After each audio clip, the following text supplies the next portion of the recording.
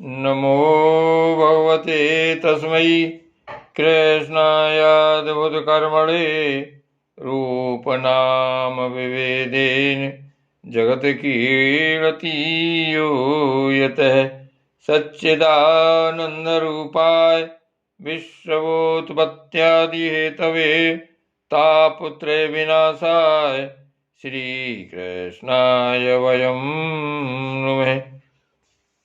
श्रीमद्भागवत महापुराण प्रथम स्कंध 19वां अध्याय। परीक्षित का अनशन व्रत और सुखदेव जी का आगमन। सूत जी कहते हैं, राजधानी में पहुंचने पर राजा परीक्षित को अपने उस निंदनीय कर्म के लिए बड़ा पश्चाताप हुआ। वे अत्यंत उदास हो गए और सोचने लगे, मैंने निरपराध एवं अपना तेज छपाए हुए ब्राह्मण के साथ अनार्य पुरुषों के समान बड़ा नीच व्यवहार किया। यह बड़े खेद की बात है। अवश्य ही उन महात्मा के अपमान के फलस्वरूप शीघ्र से शीघ्र मुझ पर कोई घोर विपत्ति आवेगी। मैं भी ऐसा ही चाहता हूँ, क्योंकि उससे मेरे पाप का प्रायश्चित हो जाएगा और फिर कभी मैं ऐसा काम करने का दुस्साहस नहीं करूँगा।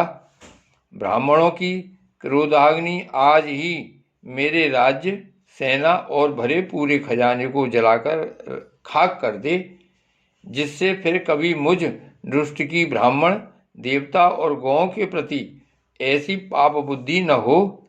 वे इस प्रकार चिंता कर ही रहे थे कि उन्हें मालूम हुआ ऋषि कुमार के शाप से तक्षक मुझे डसेगा। उन्हें वह धधकती हुई आग के समान तक्षक का डसना बहुत भला मालूम हुआ।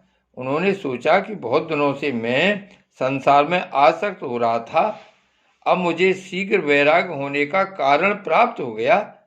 वे इस लोक और परलोक के भोगों को तो पहले से ही तुच्छ और त्याज्य समझते थे। अब उनका स्वरूपतः त्याग करके भगवान श्री कृष्ण के चरण कमलों की सेवा को ही सर्वोपरि मानकर आमरण अनशन व्रत लेकर वे गंगा तट पर बैठ गए। गंगा जी का जल भगवान श्री कृष्ण के चरण कमलों का वह पराग लेकर प्रवाहित होता है, जो श्रीमती तुलसी की गंध से मिश्रित है। यही कारण है कि वे लोकपालों के सहित ऊपर नीचे के समस्त लोकों को पवित्र करती हैं। कौन ऐसा मरणासन्न पुरुष होगा जो उनका सेवन न करेगा। इस प्रकार गंगा जी के तट पर आमरण अनशन का निश्चय करके उन्होंने समस्त आसक्तियों का परित्याग कर दिया और वे मुनियों का व्रत स्वीकार करके अनन्य भाव से श्री कृष्ण के चरण कमलों का ध्यान करने लगे। उस समय त्रिलोकी को पवित्र करने वाले बड़े बड़े महानुभाव ऋषि मुनु अपने शिष्यों के साथ वहां पधारे। संतजन प्राह तीर्थ यात्रा के बहाने स्वयं उन तीर्थ स्थानों को ही पवित्र करते हैं। उस समय वहां पर अत्रि, वशिष्ठ, च्यवन, श्रद्धावान, अरिष्टनेमि, भृगु, अंगिरा, पाराशर, विश्वामित्र, परशुराम, उतथ्य, इंद्रप्रमद, इधमबाह, मेधातिथि, देवल, अरिष्टवेषण, भारद्वाज, गौतम, पिपलाद, मैत्रेय, औरव, कवस, अगस्त्य, भगवान व्यास, नारद तथा इनके अतिरिक्त और भी कई श्रेष्ठ देवर्षि, ब्रह्मर्षि तथा अरुणादि राजर्षि वर्यों का शुभागमन हुआ। इस प्रकार विविध गोत्रों के मुख मुख ऋषियों को एकत्र देखकर राजा ने सबका यथायोग सत्कार किया और उनके चरणों पर सिर रखकर वंदना की। जब सब लोग आराम से अपने अपने आसनों पर बैठ गए, तब महाराज परीक्षित ने उन्हें फिर से प्रणाम किया और उनके सामने खड़े होकर शुद्ध हृदय से अंजलि बांधकर वे जो कुछ करना चाहते थे उसे सुनाने लगे। राजा परीक्षित ने कहा, अहो, समस्त राजाओं में हम धन्य हैं, धन्यतम हैं, क्योंकि अपने शील स्वभाव के कारण हम आप महापुरुषों के कृपा पात्र बन गए हैं। राजवंश के लोग प्राय निंदित कर्म करने के कारण ब्राह्मणों के चरण धोवन से दूर पड़ जाते हैं। यह कितने खेद की बात है। मैं भी राजा ही हूँ। निरंतर देह गेह में आसक्त रहने के कारण मैं भी पाप रूप ही हो गया हूँ। इसी से स्वयं भगवान ही ब्राह्मण के शाप के रूप में मुझ पर कृपा करने के लिए पधारे हैं।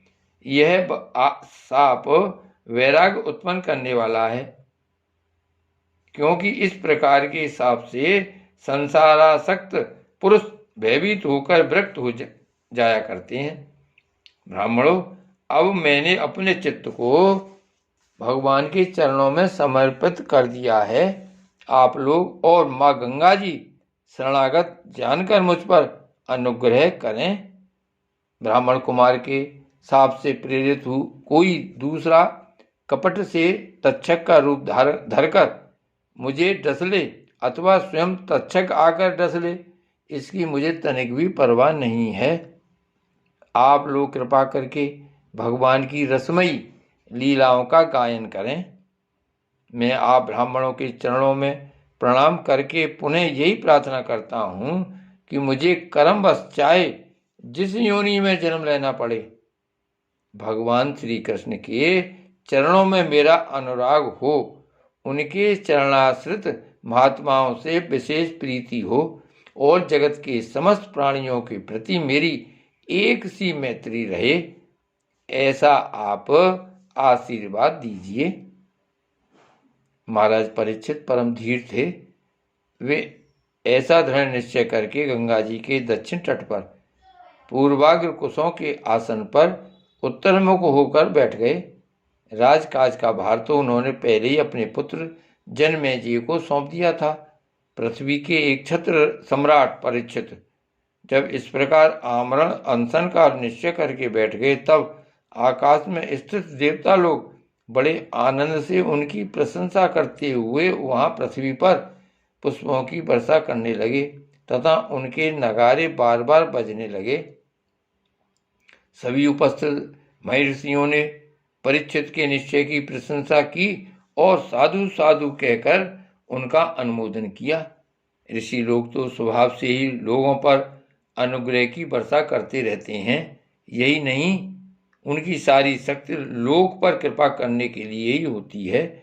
उन लोगों ने भगवान श्री कृष्ण के गुणों से प्रभावित परीक्षित के प्रति उनके अनुरूप वचन कहे। राजऋषि शिरोमणे, भगवान श्री कृष्ण के सेवक और अनुयायी आप पांडव वंशियों के लिए यह कोई आश्चर्य की बात नहीं है, क्योंकि आप लोगों ने भगवान की सन्निधि प्राप्त करने की आकांक्षा से उस राज सिंहासन का एक क्षण में ही परित्याग कर दिया, जिसकी सेवा बड़े बड़े राजा अपने मुकुटों से करते थे।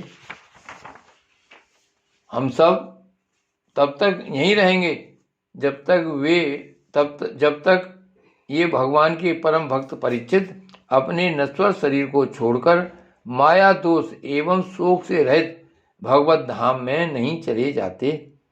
ऋषियों के ये वचन बड़े ही मधुर, गंभीर, सत्य और समता से युक्त थे। उन्हें सुनकर राजा परीक्षित ने उन योग युक्त मुनियों का अभिनंदन किया और भगवान के मनोहर चरित्र सुनने की इच्छा से ऋषियों से प्रार्थना की। महात्माओं, आप सभी सब ओर से यहाँ पधारे हैं। आप सत्यलोक में रहने वाले मूर्तिमान वेदों के समान हैं। आप लोगों का दूसरों पर अनुग्रह करने के अतिरिक्त जो आपका सहज स्वभाव ही है, इस लोक या परलोक में और कोई स्वार्थ नहीं है। विप्रवरो, आप लोगों पर पूर्ण विश्वास करके मैं अपने कर्तव्य के संबंध में यह पूछने योग्य प्रश्न करता हूँ। आप सभी विद्वान परस्पर विचार करके बतलाइए कि सबके लिए सब अवस्थाओं में और विशेष करके थोड़े ही समय में मरने वाले पुरुषों के लिए अंतःकरण और शरीर से करने योग्य विशुद्ध कर्म कौन सा है। उसी समय पृथ्वी पर स्वेच्छा से विचरण करते हुए किसी की कोई अपेक्षा न रखने वाले व्यास नंदन भगवान श्री सुखदेव जी महाराज वहां प्रकट हो गए। वे वर्ण अथवा आश्रम के बाह चिन्हों से रहित एवं आत्मानुभूति में संतुष्ट थे। बच्चों और स्त्रियों ने उन्हें घेर रखा था। उनका वेश अवधूत का था। 16 वर्ष की अवस्था थी। चरण, हाथ, जंगा, भुजाएं, कंधे, कपोल और अन्य सब अंग अत्यंत सुकुमार थे। नेत्र बड़े बड़े और मनोहर थे। नासिका कुछ ऊंची थी, कान बराबर थे, सुंदर भौहें थीं। इनसे मुख बड़ा ही शोभायमान हो रहा था। गला तो मानो सुंदर शंख ही था। हंसली ढकी हुई, छाती चौड़ी और उभरी हुई, नाभि भंवर के समान गहरी तथा उदर बड़ा ही सुंदर त्रिबली से युक्त था। लंबी लंबी भुजाएं थीं। मुख पर घुंघराले बाल बिखरे हुए थे। इस दिगंबर वेश में वे श्रेष्ठ देवता के समान तेजस्वी जान पड़ते थे। श्याम रंग था। चित्त को चुराने वाली भरी जवानी थी। वे शरीर की छटा और मधुर मुस्कान से स्त्रियों को सदा ही मनोहर जान पड़ते थे। यद्यपि उन्होंने अपने तेज को छुपा रखा था, फिर भी उनके लक्षण जानने वाले मुनियों ने उन्हें पहचान लिया और वे सब के सब अपने अपने आसन छोड़कर उनके सम्मान के लिए उठ खड़े हुए। राजा परीक्षित ने अतिथि रूप से पधारे हुए श्री सुखदेव जी को सिर झुकाकर प्रणाम किया और उनकी पूजा की। उनके स्वरूप को न जानने वाले बच्चे और स्त्रियां उनकी यह महिमा देखकर वहां से लौट गए। सबके द्वारा सम्मानित होकर श्री सुखदेव जी श्रेष्ठ आसन पर विराजमान हुए। ग्रह, नक्षत्र और तारों से घिरे हुए चंद्रमा के समान ब्रह्मर्षि, देवर्षि और राजऋषियों के समूह से आवृत श्री सुखदेव जी अत्यंत शोभायमान हुए। वास्तव में वे महात्माओं के भी आदरणीय थे। जब प्रखर बुद्धि श्री सुखदेव जी शांत भाव से बैठ गए, तब भगवान के परम भक्त परीक्षित ने उनके समीप आकर और चरणों पर सिर रखकर प्रणाम किया। फिर खड़े होकर हाथ जोड़कर नमस्कार किया। इसके पश्चात बड़ी मधुर वाणी से उनसे यह पूछा। परीक्षित ने पूछा, ब्रह्मस्वरूप भगवान, आज हम बड़भागी हुए, क्योंकि अपराधी क्षत्रिय होने पर भी हमें संत समागम का अधिकारी समझा गया। आज कृपा पूर्वक अतिथि रूप से पधार कर आपने हमें तीर्थ के तुल्य पवित्र बना दिया। आप जैसे महात्माओं के स्मरण मात्र से ही गृहस्थों के घर तत्काल पवित्र हो जाते हैं। फिर दर्शन, स्पर्श, पाद प्रक्षालन और आसन दानादि का सो अवसर मिलने पर तो कहना ही क्या है। महायोगिन, जैसे भगवान विष्णु के सामने दैत्य लोग नहीं ठहरते, वैसे ही आपकी सन्निधि से बड़े बड़े पाप भी तुरंत नष्ट हो जाते हैं। अवश्य ही पांडवों के सुहृदय भगवान श्री कृष्ण मुझ पर अत्यंत प्रसन्न हैं। उन्होंने अपने फुफेरे भाइयों की प्रसन्नता के लिए उन्हीं के कुल में उत्पन्न हुए मेरे साथ भी